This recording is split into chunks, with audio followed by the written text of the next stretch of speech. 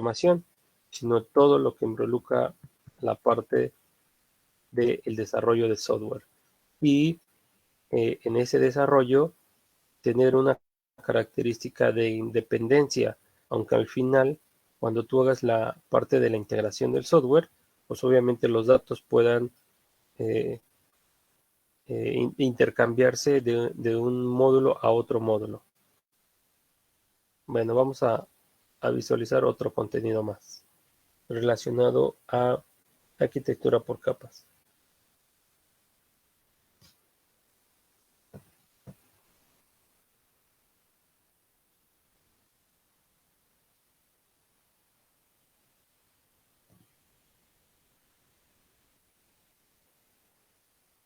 Bueno, esta información que ahora está cargando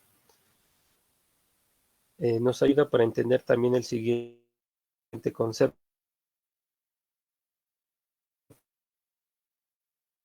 que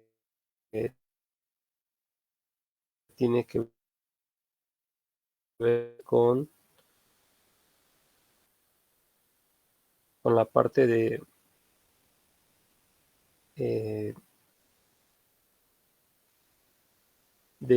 lo que sería la parte de los servicios, arquitectura basada en servicios. Y un ejemplo de esa arquitectura basada en servicios, pues es la parte de API REST o REST y la parte de SOA que ustedes vieron en la parte de aplicaciones aplicaciones para parte de la web, ¿no? Por ahí un cuarto cuatrimestre. Pero bueno, vamos a escuchar un poquito acerca de esta información y resaltamos donde nos interesa enfatizar con relación a la parte de las capas. Vamos a recorrer el video en la totalidad porque me impulsar en el siguiente patrón de arquitectura. Dos equipos, el cliente y el servidor. Es entender qué es el servidor.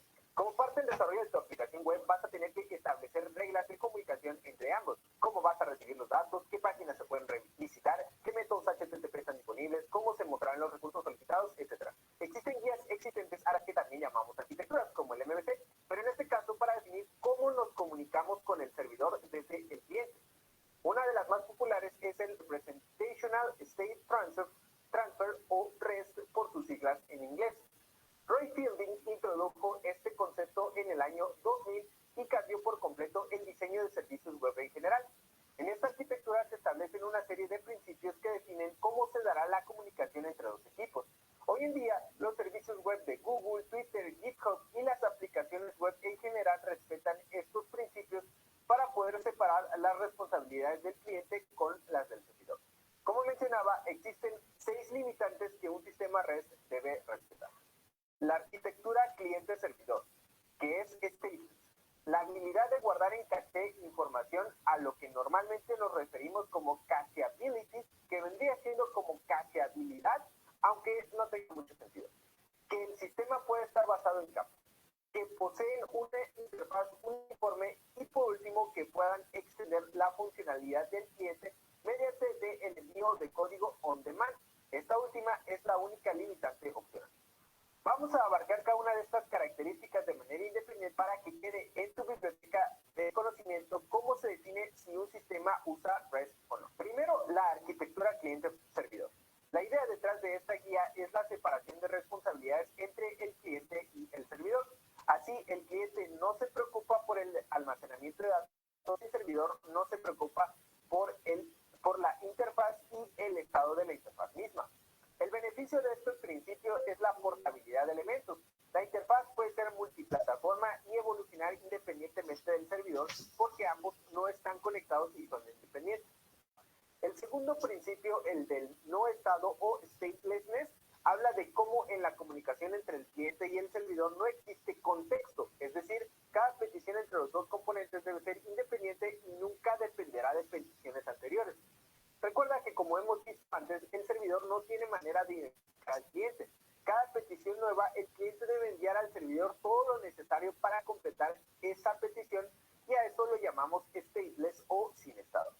Este principio beneficia el rendimiento del servidor, ya que este no debe almacenar información innecesaria. Toda la necesita vendrá en cada petición y será desechada al completar la petición misma. Por otro lado, las aplicaciones web con más demandas suelen estar conformadas de más de una computadora servidor. El principio del no estado hace más sencillo esto, ya que no hay necesidad de preocuparnos por qué computadora procesa cada petición, ya que las peticiones mismas son independientes.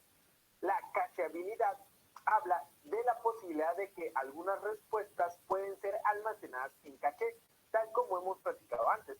Para temas del servidor, lo importante es que éste se encargue de definir cuáles respuestas pueden ser cacheadas y cuáles no, por cuánto tiempo se pueden almacenar en caché, etc. En un tema anterior del curso de backend ya hablamos de los beneficios de usar un caché apropiadamente. Ya sabemos que puede reducir la carga del servidor cuando las peticiones no llegan y en cambio se resuelven en el caché mismo. El principio del sistema en capas, por otro lado, nos dice que el servidor debe estar compuesto de distintas capas, cada una con responsabilidad única.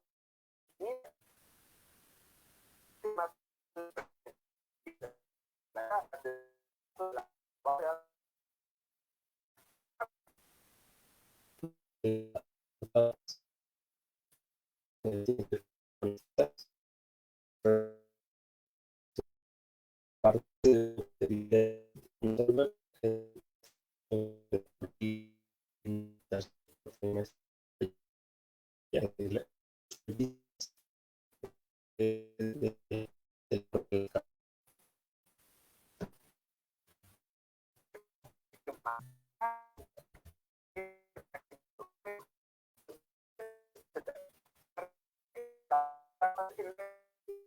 Una capa debe ser encargada de la base de datos y la información. El otro debe estar compuesto de distintas capas, cada una con una responsabilidad única y bien definida. Ejemplo de las capas de un sistema son las de presentación encargadas de la lista, las de datos encargadas de la base de datos y la información. En un sistema complejo pueden existir más capas como las del caché, procesamiento de imágenes o video, filtrado de peticiones, etc. Las reglas para las capas en REST indican que una capa debe ser independiente. Esto nos permitiría reemplazarla sin afectar a otras capas.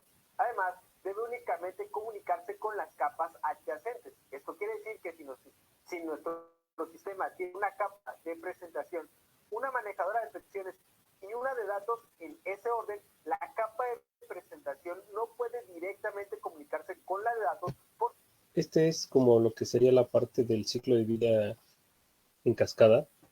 Aquí lo que nos establece en la parte de las capas es que si tú tienes, ejemplo, 3 capas, la capa A, B, C, solo pueden tener comunicación hacia arriba, una a la vez, es decir, A con B y B con C, pero no C con B ni B con A, sino hacia arriba. Ese es un ejemplo de, obviamente esto habría que analizar de acuerdo al software y de acuerdo a las funcionalidades, y todo esto tiene que estar basado en los requerimientos del cliente. Si el cliente no, el cliente, la naturaleza del sistema es que debe haber comunicación, debe haber integración de los datos, pues entonces este no es la arquitectura idónea. Que no están juntas. En cambio, debe hacerlo a través de su capa adyacente, la de comunicación, que efectivamente puede comunicarse con la de datos porque también están juntas. La interfaz uniforme es una de las piedras angulares de esta arquitectura. Es junto con el principio del no estado las dos reglas más importantes de un sistema red. Pues bueno, voy a repetir un poquito otra vez la de las capas. Hablar de este tema. El principio del sistema en capas, por otro lado, nos dice que el servidor debe estar compuesto de distintas capas, cada una con una responsabilidad única y bien definida. Ejemplo de las capas de un sistema son las de presentación encargadas de la lista, las de datos encargadas de la base de datos y la información. En un sistema complejo pueden existir más capas como las del caché, procesamiento de imágenes o video, filtrado de peticiones, etc. Las reglas para las capas en REST indican que una capa debe ser independiente. Esto nos permitiría reemplazarla sin afectar a otras capas. Además, debe únicamente comunicarse con las capas adyacentes. Esto quiere decir que si nuestro sistema tiene una capa de presentación, una manejadora de peticiones y una de datos en ese orden, la capa de presentación no puede directamente comunicarse con la de datos porque no están juntas.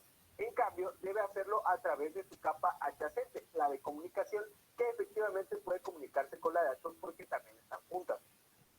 La interfaz uniforme es Bueno, una de ese las es un piedras poquito más angulares de acerca de lo que sería la arquitectura por capas. Esperemos que con estos dos elementos sea un poco más comprensible la parte de las capas. Vuelvo a repetir, básicamente se refiere a que tu sistema lo divides a través de grupos de actividades y que ese grupo de actividades va a ser independiente y vuelvo a repetir, no al 100%, pero sí debe haber una independencia y ese número de capas, lo que nos mencionan es que también al momento de hacer una mantenibilidad o cambios o alteraciones sobre algún módulo, pues tú puedas hacerlo sin necesidad de afectar a los demás. Esta parte de los patrones no solamente tiene que ver en el campo del desarrollo, sino también tiene que ver con el funcionamiento. El propio funcionamiento puede variar. Por ejemplo, un módulo de transacciones o el checar el caché de las transacciones al momento de hacer, por ejemplo, algunos pagos a través de Internet, puede ser independiente a tener físicamente el software, ¿no? Es decir, imaginemos que tú compras a través de la parte de tienda en línea de Liverpool, pero también lo puedes hacer físicamente en la empresa o en la tienda. Entonces, el módulo de transacciones en línea es un módulo independiente a la parte de los pagos presenciales en el sistema de escritorio, ¿no? Entonces, son elementos independientes que pueden funcionar por sí solos. Y si tú tienes algunos cambios, pues lo puedes realizar. Entonces, es una arquitectura más y obviamente detrás de esto, pues hay información que podríamos hacer a nivel de programación y a nivel de diagramas para que pueda nuestro sistema basarse en ese funcionamiento lógico o en ese funcionamiento arquitectónico llamada N capas. Bueno, vamos a ir a otra más. Ahora viene otro tipo de estilos de arquitectura de software llamado orientado a servicios. Este es uno de los más usados o de los más comunes, supongo.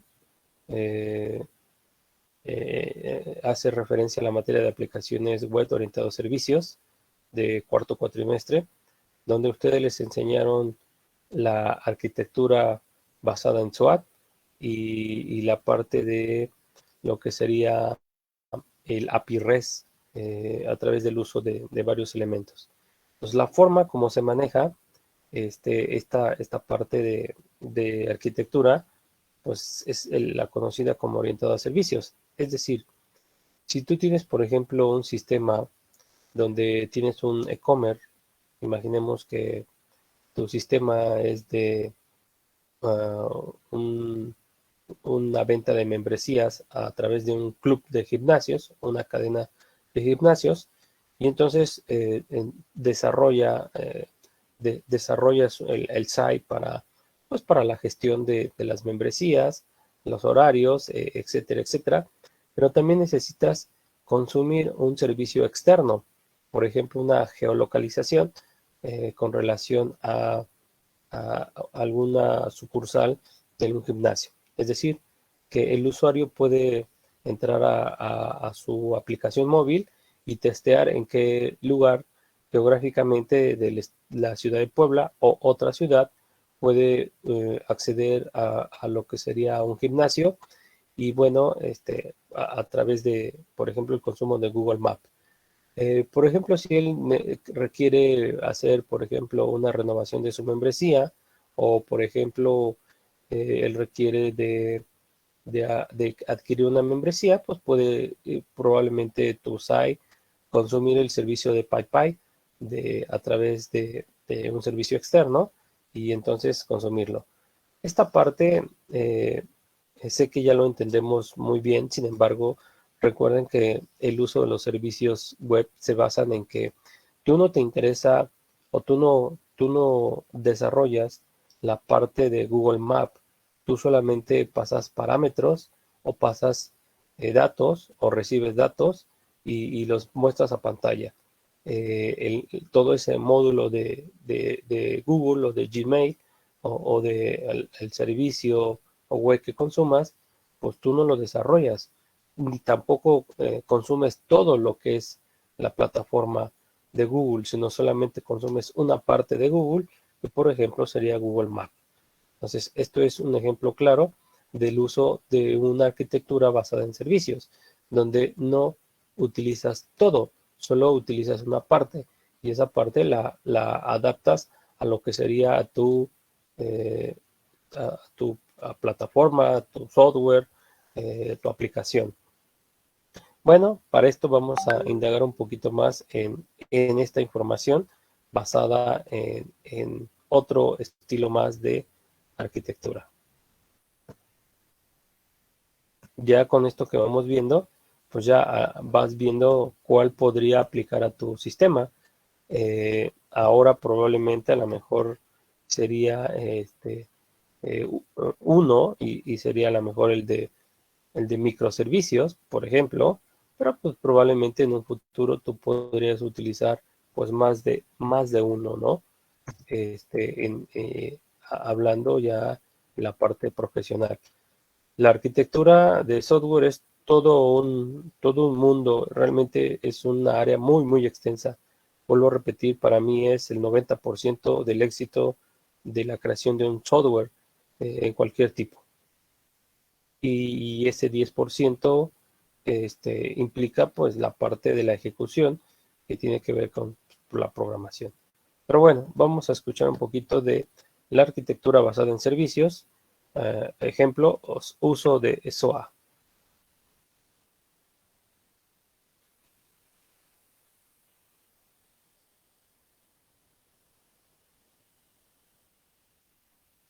Esperemos un momento en lo que carga la parte de la referencia visual.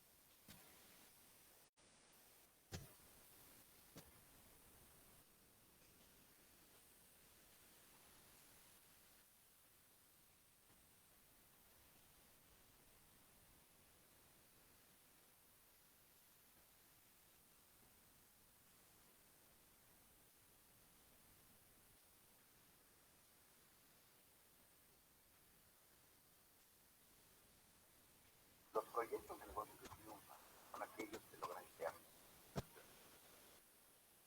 Hola. Bueno, vamos a ver un poquito acerca de SOA, que es un ejemplo de la arquitectura orientada a servicios. ¿Es el mismo? Creo que sí. Hola, aquí estamos con un nuevo video sobre el apasionante mundo de la tecnología. En este día vamos a hablar de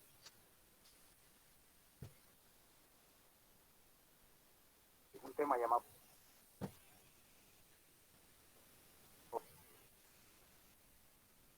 SOA. ¿Qué es SOA? No cualquiera sabe qué significan esas letras, pero lo oímos en cualquier lugar. SOA es llamado arquitectura orientado a servicios.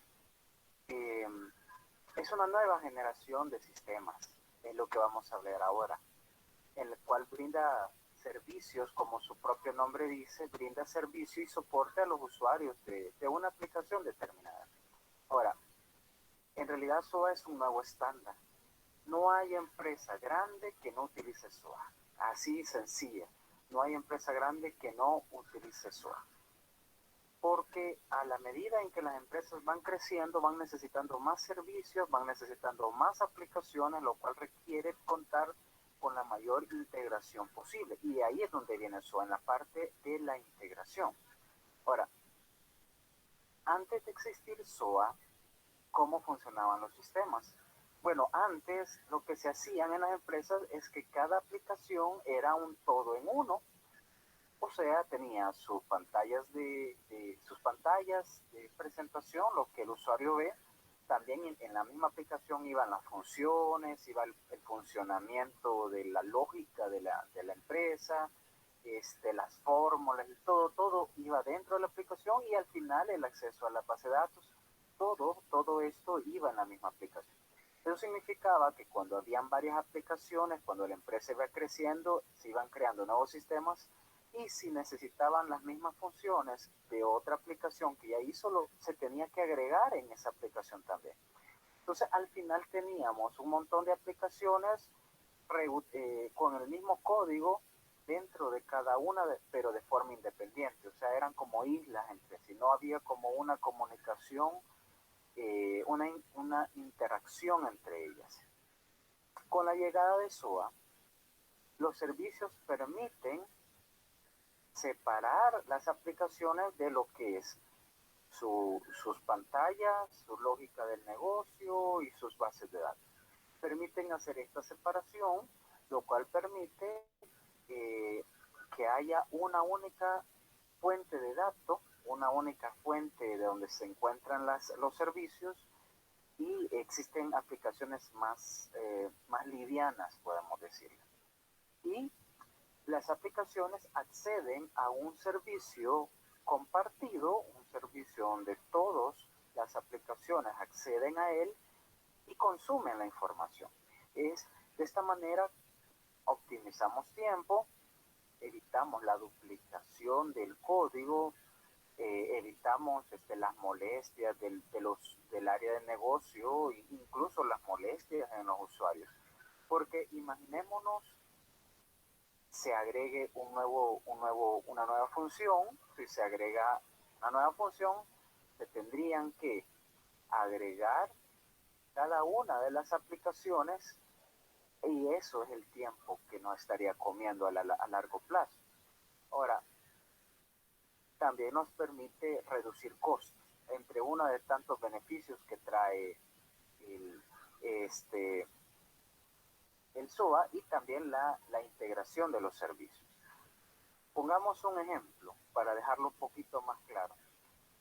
Existe una empresa en crecimiento que no está utilizando SOA y crea sus aplicaciones como un todo en uno.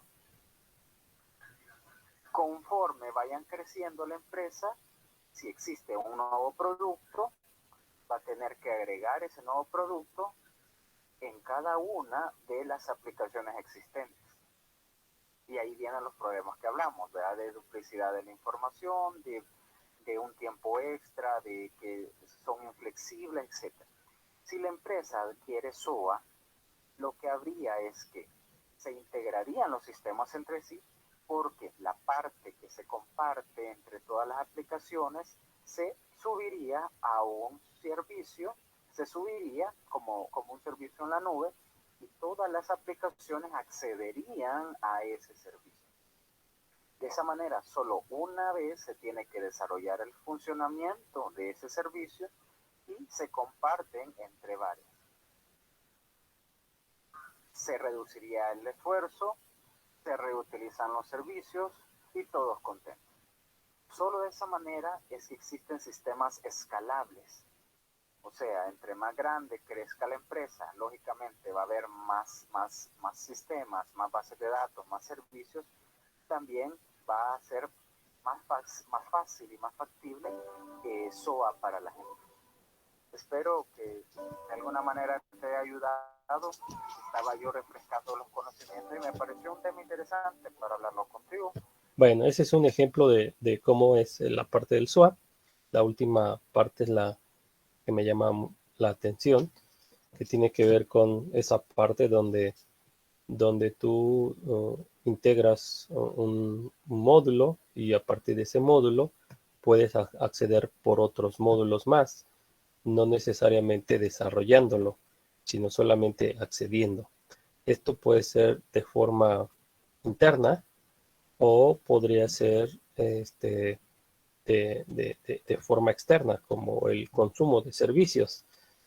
Recuerda que en la parte de SOA es una arquitectura, es un protocolo de comunicación y la parte del API REST es como la parte opuesta o como la competencia, donde funciona similar, solo que hay algunos elementos que forman parte del SOA. El SOA está basado también como en diferentes capas, tiene como diferentes elementos y hay una capa de aplicación donde existe el uso de API REST dentro de esa capa. Es básicamente el acceso hacia los datos a través de un API REST, a través de pues algún protocolo, algún procedimiento de comunicación, haciendo referencia a lo que ustedes ya vieron los cuatrimestres anteriores. Bueno, vamos a ver otro más con referencia a las aplicaciones orientadas a servicios. Vas haciendo sus anotaciones porque recuerde que ustedes me van a justificar la elección me van a decir por qué ustedes consideran que ese patrón de arquitectura o ese estilo de arquitectura es el que es enfocarrollaron y ya nomás hay que adaptar la información. Y además, pues es en equipo, entonces está súper mega regalado. Le vuelvo a repetir, esta materia es muy, muy extensa. No sé, desconozco si existen más elementos, sin embargo, es muy, muy extensa.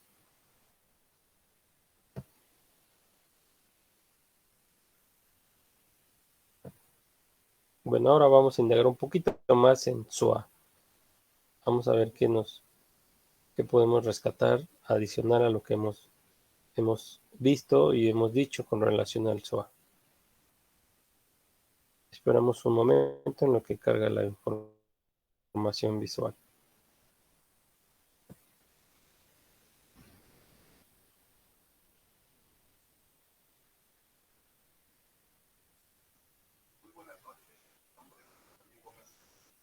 Y el día de hoy les voy a platicar acerca de la arquitectura orientada a servicios.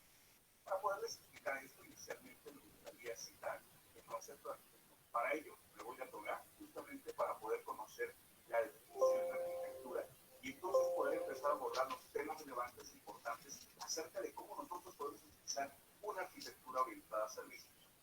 De acuerdo al Open World Architecture Framework, la definición dice lo siguiente, que arquitectura es un marco de trabajo empresarial que nos ofrece un alto nivel para el desarrollo de software empresarial. ¿Qué quiero decir con esto?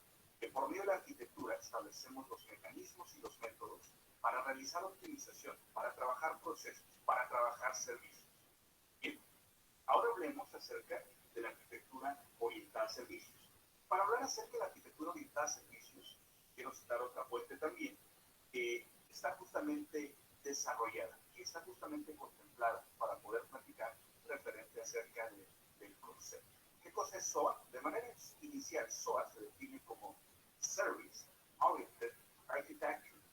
¿Cuál es la definición? ¿Qué es lo que tiene por dentro la arquitectura orientada a servicios? Permítanme explicarlo de manera detallada. Para esto, quiero mencionar que la arquitectura orientada a servicios ofrece una serie de paradigmas, una serie de información, en la cual dichos paradigmas trabajan de manera agnóstica. Cuando digo agnóstica es que no hay una respuesta al respecto, no hay una confirmación al respecto. Pero estos paradigmas que se trabajan dentro de la arquitectura orientada a servicios, lo que nos permite es acoplar y trabajar la tecnología de manera adecuada. ¿Qué quiero decir con esto? Utilizar procesos, utilizar servicios, utilizar definiciones tecnológicas que nos permitan favorecer la orientación de nuestra arquitectura empresarial, orientarla al modelo de manera correcta, de manera sistemática, utilizando diferentes tecnologías. Voy a platicar más a fondo respecto a la definición de arquitectura orientada a servicios. Y para esto me gustaría situar un ejemplo de manera principal. Hoy en día muchas instituciones, tanto financieras como de otros medios alrededor del mundo, utilizan muchos sistemas que son sistemas clave. Estos sistemas clave en muchas ocasiones se encuentran en tecnologías que justamente son tecnologías obsoletas, tecnologías legales. A estos sistemas los llamaremos los sistemas legacy. Estos sistemas legacy normalmente no están situados sobre un modelo de arquitectura orientada a servicios. Lo que la arquitectura orientada a servicios va a favorecer al implementarlo dentro de estos sistemas, dentro de estas organizaciones, justamente es a colocar un orden, a representar un modelo lógico en el cual se pueda descomponer en servicios, en agrupaciones, y no solamente eso, sino dividirlo a través de lógica, a través de unidades y a través de conexiones dentro de cada uno de estos servicios. Por otra parte, la arquitectura orientada a servicios trabaja con diferentes conceptos, como por ejemplo la abstracción, que es un concepto bastante relevante. Trabaja con servicios atómicos, con servicios compuestos, pero también trabaja con el encapsulamiento. Y cuando hablamos de encapsulamiento nos referimos a servicios que pueden ser agrupados, que pueden ser encapsulados a través de diferentes mecanismos. Y ciertamente, cuando empezamos a hablar de SOA, no solamente estamos hablando de tecnologías como servicios web, o también llamado web services, no solamente estamos hablando de tecnologías de tipo API REST, que también son llamados peticiones REST, no solamente hablamos de este tipo de tecnologías. Cuando nosotros estamos hablando de una arquitectura orientada a servicios, abarca muchísimos niveles más. Hablamos de containers, hablamos de microservices, hablamos de tecnologías al momento de realizar el despliegue, al momento de colocar una solución empresarial. Es por ello que una arquitectura orientada a servicios trabaja con muchos beneficios y nos permite a nosotros como organizaciones, a nosotros como implementadores, como consultores, nos permite adoptar muchísimos de estos beneficios, pero no solamente eso, también nos permite trabajar con cada uno de estos. Voy a mencionar algunos beneficios que considero importantes que se deben abarcar, que se deben agrupar en cuanto a lo que tiene que ver con la arquitectura orientada a servicios. De manera inicial, uno de los beneficios más importantes que ofrece este modelo de arquitectura es justamente el acceso oportuno a la información actualizada. En medio de una organización que es muy grande, es muchas veces muy complicado mantener actualizados y sincronizados cada uno de los sistemas. Podemos ver grandes ejemplos de plataformas que existen alrededor del mundo, como lo es Uber, como lo es Amazon, como lo es Netflix.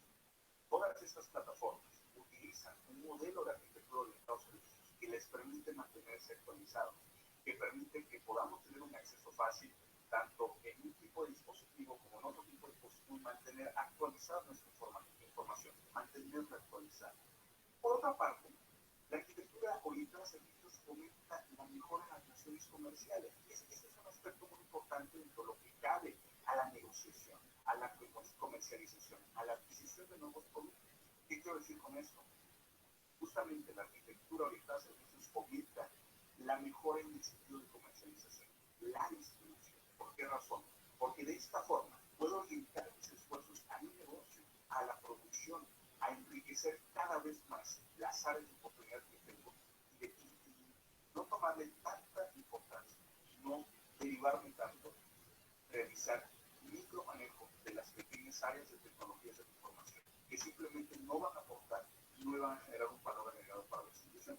Es por ello que resulta de suma importancia que al momento de implementar una arquitectura orientada a servicios, esta fomente justamente el encapsulamiento, la abstracción y la diferenciación en diferentes servicios, como justamente para proveerlos dentro de la institución, dentro de las plataformas que conectan entre un sistema legacy y entre un sistema orientado a la arquitectura empresarial. Por otra parte, la arquitectura empresarial no solamente mejora la parte de procesos en términos tecnológicos, también mejora la parte operativa, porque al tener una arquitectura orientada a servicios no necesitas crear un desarrollo para cada tipo de plataforma. Justamente SOA se auxilia del principio llamado multicanalidad, que lo que dice es justamente lo siguiente: desarrollas un solo servicio, donde ese servicio lo puedes utilizar entre una, dos, tres, cuatro plataformas. Y ese equipo está desarrollando una tecnología basada en web services, basada en REST, donde justamente puede ser invocado por una u otra plataforma. Entonces, bien, la arquitectura orientada a servicios trabaja con diferentes principios, algunos de los cuales mencionaré a continuación. Por ejemplo, uno de ellos es el contrato de servicios estandarizado. Otro más es el de los servicios con bajo acoplamiento y de la abstracción que he platicado previamente. También trabaja con el principio de reusabilidad, que justamente es similar al que mencionaba al inicio. Les decía, podemos utilizar los servicios para varios canales, para diferentes componentes, llámese que es una plataforma móvil, una plataforma web. Centralizamos y reutilizamos dichos servicios. También trabajan con autonomía, y la autonomía justamente se trata de que pueden existir servicios capaces de ejecutarse de manera agnóstica, sin necesidad de que estos reciban una instrucción para que sean ejecutados. Hablamos también de los servicios sin estado, y este tipo de servicios sin estado trabajan de una manera concreta y específica sobre la capa del servicio empresarial.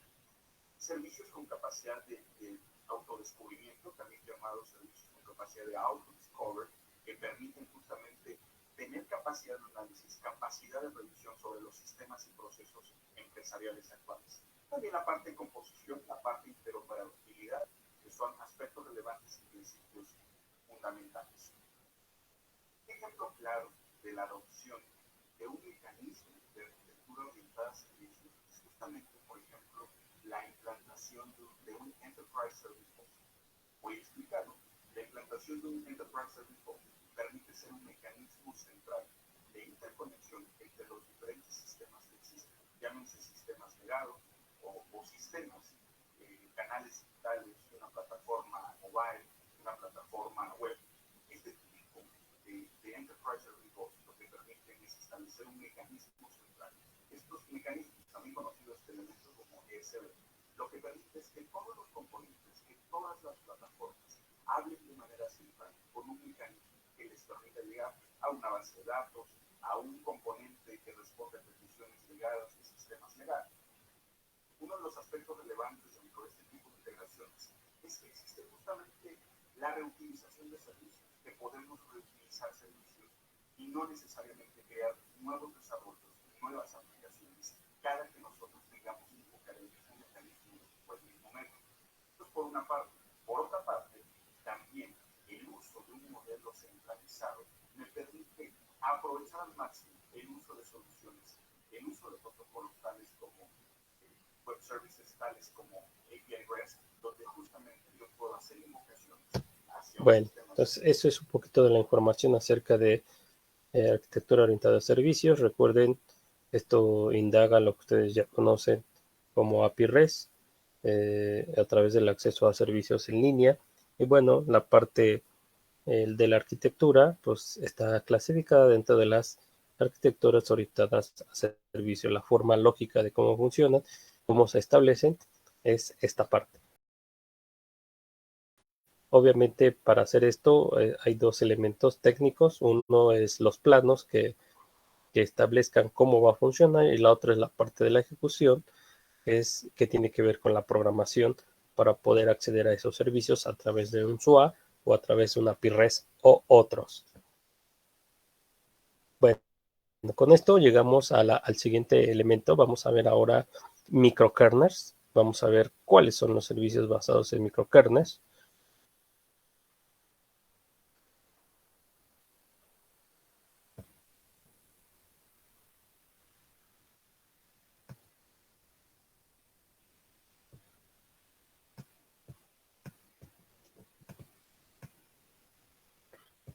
Y vamos a apoyarnos en un elemento visual para indagar a la parte de los microkernels.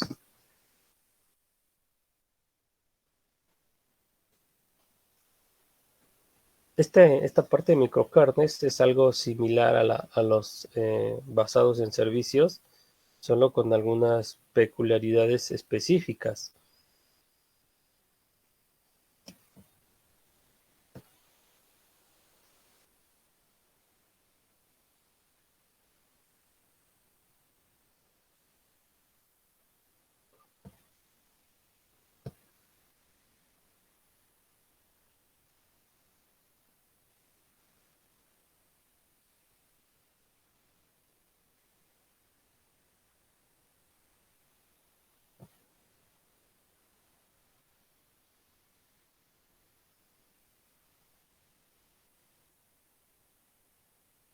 soy Manuel Zapata.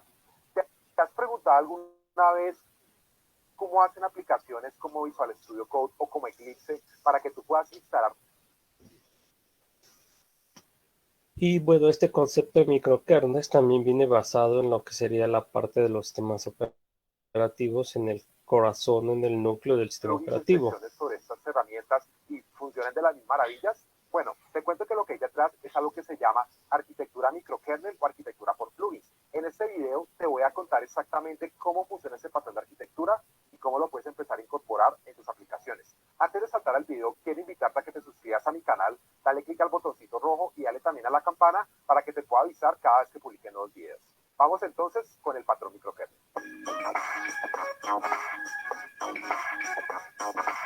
En esta ocasión vamos a hablar del patrón de microkernel y para introducirlo vamos a hablar un momento de Slack. Slack es una aplicación de chat que se utiliza principalmente en empresas, en comunidades. Entonces, cómo funciona es que tú bajas la aplicación, la configuras, la instalas y tú puedes empezar a hablar con tus compañeros de trabajo.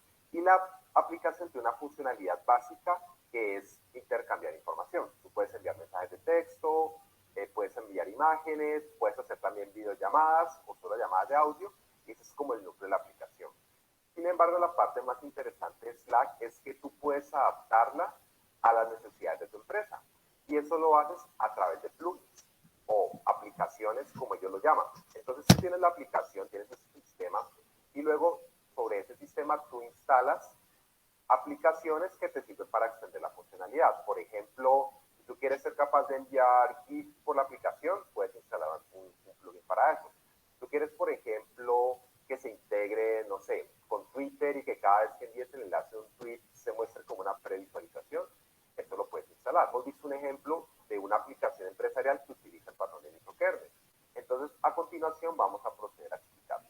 Y bueno, aquí te estoy enseñando un esquema general de la arquitectura de microkernel, o como también se le conoce, arquitectura de plugins. Como puedes ver, hay básicamente dos componentes. El primero es el sistema principal, que es el que tiene lo básico del sistema para que pueda funcionar, es el que contiene como el flujo general de la aplicación. Y por otro lado están los plugins, que son como partes intercambiables que se conectan a ese sistema principal para aumentar la funcionalidad. Si has estudiado los principios SOLID, esto se asemeja un poquito a la idea del principio de abierto-cerrado. Es decir, la idea es que el sistema principal sea cerrado a modificaciones o tenga muy pocas modificaciones y que sea abierto para ser extendido a través de los plugins. Ahora hablemos un poco más a detalle de los componentes. Del sistema principal ya habíamos dicho que es el que contiene la... Bueno, este tipo de arquitecturas, la forma como funciona lógica podría ser, ejemplo relacionado a Google Chrome, donde ustedes pueden utilizar infinidad de componentes de este navegador agregándole funcionalidades. Entonces ustedes tienen una parte, un central que es el kernel o es el software en este caso, y eso es lo que maneja que ese núcleo, ese centro no se puede alterar, y lo único que se hace es como estándar, de acuerdo al tipo de usuario y las necesidades de los usuarios, se van agregando más componentes. Esto es como si, imaginemos que ustedes hicieran un sistema para ventas en una abarrotera, y probablemente su abarrotera no tendría como, sería una abarrotera pues normal, de un negocio familiar, donde no tendría como una distribución de departamentos, sino solo administra sus inventarios de forma general. Pero imagínate que tu abarrotera ya es características técnicas un poco más grande y ya tiene como áreas, ¿no? A lo mejor la parte de embutidos, la parte de enseres domésticos, la parte de limpieza, etcétera, etcétera, etcétera. Y entonces ya tú a nivel del sistema tendrías como la necesidad de poder clasificar esos productos o esos artículos de acuerdo a la área o a la parte específica del giro de ese determinado artículo, como se haría en un centro comercial como Aurrerá, como Soriana, donde tienen características como más, este, más grandes a nivel de negocios. Entonces tú le agregas componentes a través de plugins, a través de librerías, y entonces vas ampliando como las características o funcionalidades del sistema. No es, obviamente en el proceso de instalación, pues no se instala todo, sino se instalan pocas partes. Esto es el principio de Linux, por ejemplo, el manejo de kernel de Linux, donde al momento de instalar, por ejemplo, CentOS, que también por ahí en el tercer cuatrimestre te enseñaron, se instala CentOS con ciertas características, con ciertos paquetes, pero tú puedes ir descargando paquetes e ir ampliando las características de ese sistema operativo de acuerdo a las funcionalidades. Entonces, otro ejemplo de una arquitectura o de un software basado en microkernels sería Microsoft Teams, donde al igual que por ejemplo la suite de Google, tú puedes bajar varios componentes adicionales a ese sistema y ampliar las características, como lo que tendría Microsoft Teams para diferentes usos en el caso de ese tipo de comunicación. Pero bueno, este es un ejemplo de lo que serían los, los arquitecturas o software basados en microkernels. Escuchamos más. Funcionalidad básica de la aplicación. Y eso significa dos cosas. Una, que tenga la lógica de dominio que sea independiente de los plugins y que sea independiente de quien esté usando la aplicación. ¿Listo? Por otro lado, tenemos, digamos que el acceso a los recursos globales del sistema y que en algún momento los plugins puedan necesitar. Eso es básicamente lo que vamos a encontrar en el sistema principal. Por otro lado, están los plugins. La idea de los plugins es que contengan ciertas cosas especiales que no puedan ir en la aplicación principal porque son demasiado específicas. Por ejemplo, reglas de negocio especializadas. De pronto hay ciertas reglas de negocio que tú no puedas incluir en el sistema porque son demasiado específicas a ciertos tipos de usuarios.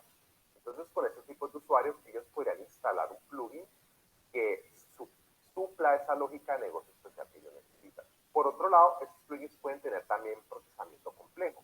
A lo mejor hay algunas tareas que son muy pesadas o son muy voluminosas para ser incluidas en el sistema principal, entonces pueden instalarse también como plugins para que los usuarios las utilicen solamente en el momento en que lo necesiten. Y por otro lado, un escenario común de los plugins es que incluyan integraciones que no están soportadas en la plataforma principal. Entonces, si volvemos al ejemplo de Slack, por ejemplo, la habilidad de mandar GIFs o de mandar imágenes animadas, pues es algo que la aplicación principal no soporta y que por ende se incluye un plugin para poder hacerlo. Esto también incluye, digamos, interacción con sistemas externos. De pronto, si tu aplicación está diseñada para utilizar cierto sistema de correos electrónicos y a lo mejor tu cliente tiene un sistema diferente, pues entonces tú podrías o el cliente podría desarrollar un plugin que interactúe con ese sistema para que pueda suplir su necesidad. Lo interesante de ese enfoque es que eso no implica modificar la aplicación principal. La regla más importante de diseño respecto a los plugins es que tienen que ser independientes. Los plugins tienen que ser, los deberías poder probar sin necesidad del sistema principal y además de eso deberían ser independientes de otros plugins. Esta regla no siempre se cumple, pero es lo ideal. Es decir, que cuando tú instales un plugin, él tenga todo lo necesario para poder ejecutarse y que no dependa de otros plugins. Para cerrar esta información general acerca del patrón de microkernel, revisemos tres aspectos de diseño fundamentales que hay que tener en cuenta. El primero es el registro. La pregunta aquí es, ¿cómo va a saber el sistema principal qué plugins tiene que cargar o considerar y qué plugins no? Entonces, digamos que aquí hay una serie de opciones que uno tiene que empezar a evaluar. Una opción para saber qué plugins está disponible es que sencillamente los pongas en una carpeta. Como normalmente esto van a ser aplicaciones externas, probablemente esos plugins van a ser librerías, van a ser DLLs, archivos JAR, Un ejemplo no funciona así como tal, pero podría ser un ejemplo. El uso de Word. El Word tiene plantillas y esas plantillas no están descargadas. Solo te da la vista. Cuando tú le das nuevo, sale un conjunto de plantillas que no están instaladas. Se instalan algunas, pero no todas. Obviamente esto depende también del proceso de instalación de Microsoft Office. Sin embargo, este podría ser un ejemplo, lo que menciona, donde al momento de generar tu software, pongas como los vínculos hacia la parte de los complementos del sistema, de acuerdo a las funcionalidades. Y de ahí ya puedan el usuario saber qué más podría utilizar, ¿no?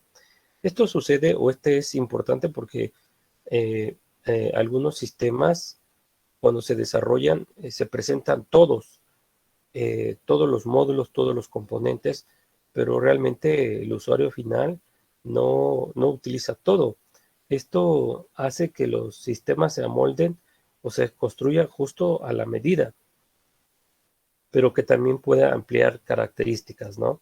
Características depende si la empresa tiene un crecimiento considerable y requiere utilizar algunos elementos adicionales.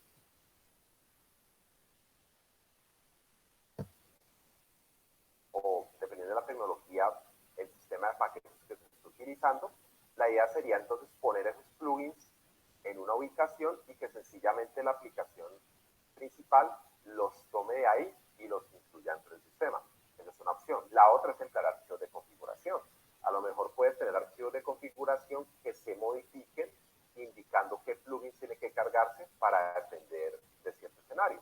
Entonces, por ejemplo, si os vemos al ejemplo del envío de correos electrónicos, pues una opción sería decir en ese archivo de configuración qué plugin o qué librería es la que contiene el envío de correo electrónico. Entonces la aplicación va y lee ese archivo de configuración y luego va y carga la clase o el paquete correspondiente. Una tercera opción es que exista algo un poco más elaborado. Por ejemplo, si pensamos en herramientas como Eclipse, como Visual Studio Code o muchos de estos IDEs, muchos de ellos o prácticamente todos soportan plugins. Entonces, la aplicación misma posee un mecanismo, incluso a través de interfaz gráfica, en el cual uno busca los plugins y los registra y descarga dentro del sistema. Ese también es otro escenario en el que se puede hacer. Por otro lado, tenemos la interacción. Esa es la segunda decisión de diseño. Tenemos que decidir cómo va a interactuar los plugins con el sistema principal y viceversa. Entonces aquí hay un montón de opciones.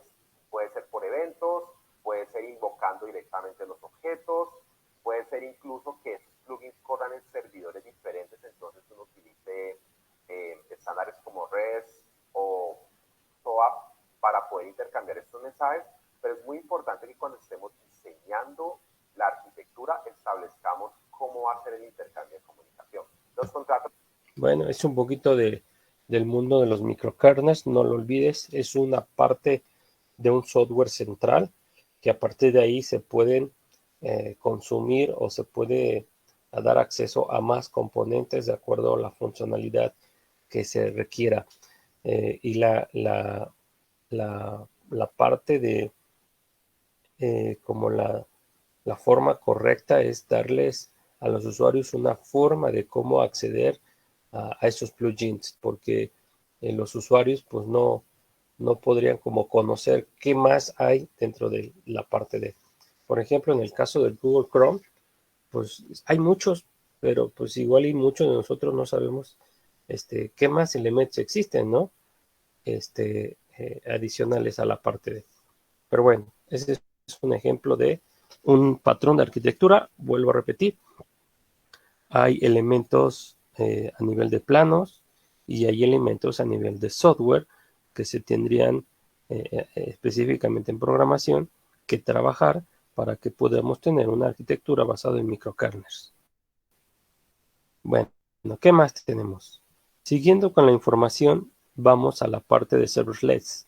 Este es un tipo de arquitectura a donde nosotros ya no usamos lo que sería la parte de el servidor. Esto es como lo opuesto a la arquitectura basado en cliente-servidor, sino este es como independiente al servidor. Y bueno, pues igual vamos a ver cómo es un patrón o un estilo de arquitectura de tipo serverless.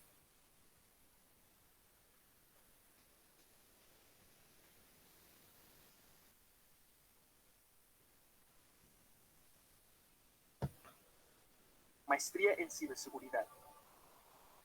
Soy Manuel Robles, ingeniero de sistemas y especialista en ciberseguridad. El panorama global exige cada vez más.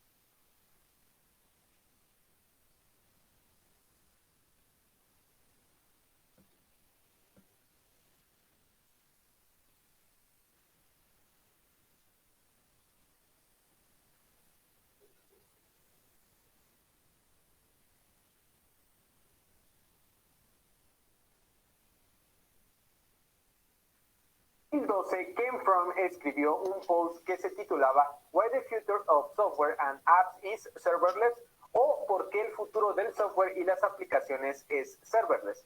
Aunque la traducción al español del término es sin servidores, en realidad una arquitectura serverless sí involucra servidores. Es como cuando decimos cloud computing o cómputo en la nube y, aunque usted no lo crea, no hay nubes involucradas. La arquitectura serverless está estrechamente relacionada con dos tipos de servicios, principalmente, aunque no exclusivamente, los Backend as a Service y los Function as a Service, o como comúnmente los conocemos, BaaS o FaaS, por las siglas de sus nombres. Este tipo de desarrollo de aplicaciones delegan la responsabilidad de administrar los servidores, escalar el hardware y la disponibilidad a un tercero, de manera que no sea el desarrollador de la aplicación quien termine preocupándose por todos estos temas. Esto nos enseña que el término está más relacionado con la administración de servidores, o en este caso la no administración de los mismos, que con escribir o no código para el backend, ya que en Este parte de arquitectura es basada en algo que se le conoce como empresas outsourcing, donde tú parte del sistema lo pasas a terceros y das la administración de esa parte a otras personas, no la trabajas directamente en tu empresa. Entonces, esta es una parte de... Esto es como, por ejemplo, imaginemos que en la universidad toda la parte del registro de los alumnos, de los correos electrónicos, más bien, no imaginemos. En la universidad a ustedes les dan acceso a una cuenta de Gmail y toda esa información se maneja a través de una plataforma. No se utiliza o a través de un servidor, un servicio, no se utiliza de forma interna, sino se hace de forma externa. Lo único que se hace es hacer las configuraciones, dar de alta, y un tercero es el que se encarga de toda la parte de la administración de las cuentas de correo electrónico.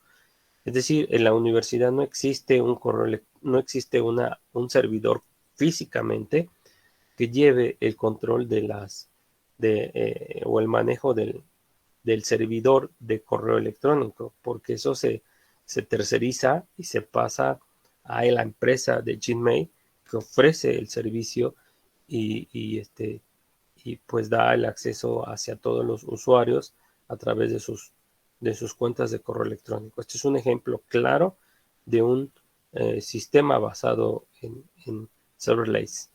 Este es en servicios, más no en un software, ¿sale? Es un servicio de correo. Esto sería enfocado como a las materias de administración de servidores, pero bueno, nosotros hablamos de software. En servicios como los que se agrupan bajo el término de FAS, sí se escribe código para el backend, mientras que en los que están categorizados como BAS, puede no escribirse código del backend, aunque en algunos otros sí terminarías escribiendo. Algunos de los servicios en la nube que ofrecen la posibilidad de desarrollar aplicaciones con una arquitectura serverless son Firebase, Amazon Lambda, Kimbay, Azure Functions, entre muchos otros más. Entonces, por ejemplo, tú puedes programar para AWS, puedes hacer software basado en AWS y entonces dejar que esa parte del software, de la parte de las funcionalidades de la operación, se maneje en un tercero, en otra empresa. Obviamente esto implica pues un elemento de pago adicional. Sin embargo, imaginemos que la empresa fuera, se me viene a la mente una empresa que se dedica a la obtención de varillas, de alambrón, de alambre recocido, a la transformación de ello y que su área principal sea esa, lejos de tener un área pues técnica de software, su función se enfoque más hacia allá y terciarice esta parte de, ¿no? Entonces, esto es el uso de, es como algo similar a lo que sería el SOA, con la diferencia de que del SOA solo usas o API REST, consumes el servicio enviándole parámetros o recibiendo parámetros. Y aquí lo que haces tú es darle a un tercero la administración de toda la información, por ejemplo, no sé, de tus recursos humanos o no sé, a lo mejor de tu facturación o de, no sé, X áreas de la empresa, ¿no? Las características que normalmente ofrecen estos servicios van desde bases de datos en la nube, funciones cloud, analytics, autenticación, notificaciones push, subida y almacén de archivos, entre otros servicios que pudieran contener. Entre las ventajas de usar una arquitectura serverless encontramos, en primer lugar, un incremento en la productividad del equipo de desarrollo, costos reducidos si comparamos lo que cuesta un desarrollador en comparación con los bajos costos del uso de estos servicios. Además del beneficio de alta flexibilidad para escalar tu aplicación, agregar más poder de cómputo en caso de que sea necesario y reducirlo si también así se desea. Este último punto, además de hacer el proceso de escalar más sencillo y automatizado, también representa un ahorro de costos, ya que solo pagas por lo que estás usando. En la parte de las desventajas podemos en primer lugar mencionar que tu aplicación termina integrándose con un solo proveedor y sería muy complicado y costoso cambiar dicho proveedor, ya que un cambio así representa volver a escribir gran parte del código de la aplicación, de manera que si, digamos, inicialmente desarrollaste tu aplicación para funcionar con Firebase y decides después cambiar a los servicios de Amazon, sería muy difícil. Tendrías que reescribir mucho del código de tu aplicación. En algunos casos, además, es común que el proveedor del servicio cloud... Ojo, un detalle aquí, no significa que tú hagas el módulo de nóminas, más bien no significa que el módulo de nóminas se lo pases a AWS y que ellos pues ellos lo trabajen, ¿no? Significa que tú tendrías como las pantallas, podría decirse así, y el proceso de la generación de la nómina lo haría AWS, por ejemplo, ¿no? Por citar un ejemplo. Solo tú pasarías datos y te regresan como toda la parte de... esto quiere decir que tú tendrías obviamente que programar, no la totalidad del sistema, pero sí ciertas partes del sistema. Depende, obviamente depende. Baje la capacidad de cómputo de tu aplicación si nadie la está usando.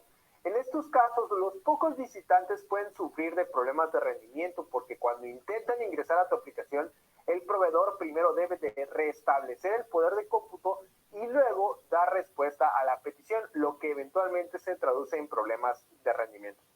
En mi opinión, el uso o no de una arquitectura serverless debe de considerar el tamaño del equipo, la especialización del mismo y el presupuesto disponible para el desarrollo del proyecto. En muchos casos, administrar tu propio servidor te da control absoluto sobre tus datos y cómo funciona la app. Si en el equipo hay una persona con los conocimientos suficientes de manejo de un servidor, manejo de la terminal, conocimiento de sistemas operativos, entre otras cosas, pueden considerar administrar su propio servidor. Si en cambio el equipo es más de desarrollo, quizás convenga una solución distinta como serverless, especialmente si la mayoría tiene una especialización en aplicaciones del lado del cliente, interfaces o frameworks frontend. Con eso me despido. Si te gustó este video, no olvides visitar códigofacilito.com para ver. Bueno, ahí está un comercial, ¿no? Donde ustedes pueden encontrar infinidad de información. Entonces, bueno, pues esta es una arquitectura más. Ahí menciona en la parte final algo importante. Depende también no solamente del cliente, sino también depende de ustedes las capacidades. Yo soy de la idea que si no tienes la capacidad, la adquieres. Esa es lo de menos. Sin embargo, puedes considerar también esa parte, ¿no? Cómo puedes hacer las cosas más fácil para el cliente y obviamente para ti. Entonces, una de las formas es a trabajarlo a partir de un serverless y esta parte pues depende también del recurso que se cuente para trabajar la parte de... Bueno, pues aquí hemos visto una serie de estilos de arquitectura como cliente-servidor, microservicios, N-capas orientado a servicios, microkernels y serverless. Ojalá y este elemento que hemos visto y hemos tratado de hacerlo un poquito más amigable, no solamente escuchar información, sino tener un poquito más de elementos que puedan pues vincularte a ciertos elementos de tu entorno y podrá distinguir cómo se trabaja uno con relación a otro. Vamos a ir viendo en las próximas unidades elementos que tienen que ver con diagramas para ver en dónde podemos aplicar ese tipo de diagramación y cómo ir respaldando la parte de... Pero bueno, estos estilos de arquitectura o patrones de arquitectura van acompañados no solamente con diagramación, sino también con elementos de programación e incluso el último con cuestiones de información a nivel de sistemas operativos y bueno, pues esos son elementos que tú tendrías que conocer adicionales. Hay dos conceptos más que te los voy a dejar como investigación que tiene que ver con los estilos dirigidos a eventos y la parte de basados en espacios. Estos son elementos que los voy a dejar como actividades de inicio de esta semana y puedas complementar la información. Básicamente los que acabamos de ver pues son los que te van a permitir trabajar. Los otros que faltan pues son elementos como un poquito más avanzados. No avanzados, sino alternativas distintas, pero que algunos de ellos se basan en la mezcla de varios de los que tenemos acá. Entonces, esto es la información de estilos de arquitectura y con esto prácticamente estaremos cerrando la primera unidad. Te comento que la parte de frameworks de arquitectura los vamos a ver en la segunda unidad y vamos ya a estar utilizando algunos programas para poder desarrollar algunos diagramas que representen la parte de los patrones de arquitectura de software. No sé si alguien tenga alguna pregunta. Ya mandé algunas indicaciones para la parte del producto y le indicando de la fecha del producto. Dígame, Orlando. Profe, yo tengo una duda en cuestión de la arquitectura. Nosotros estamos manejando una aplicación e-commerce y la manejamos en un framework llamado Laravel que utiliza MVC. Entonces, ¿es válido tener otra arquitectura para irla argumentando como orientado a servicios? Sí, sí, sí podría ser. Incluso lo que podrían hacer ustedes es mezclar, de acuerdo a la naturaleza de su proyecto, dos arquitecturas. En un módulo se maneja de una forma y otro módulo se maneja de otra forma. Podría ser, Ok, muchas gracias, profesor. sí. ¿Alguien más? Recuerden que esta parte de la arquitectura se hace al revés. Primero se pone la arquitectura y después se les pasa a la gente que desarrolla software. Y bueno, este mundo de la arquitectura básicamente es la lógica de cómo tienen que funcionar las cosas de forma correcta. Y esta es como la garantía de éxito de empresas como Amazon, como YouTube, como muchas empresas actualmente. ¿Alguna pregunta más, compañeros? No duerman. Creo que ya los dormí.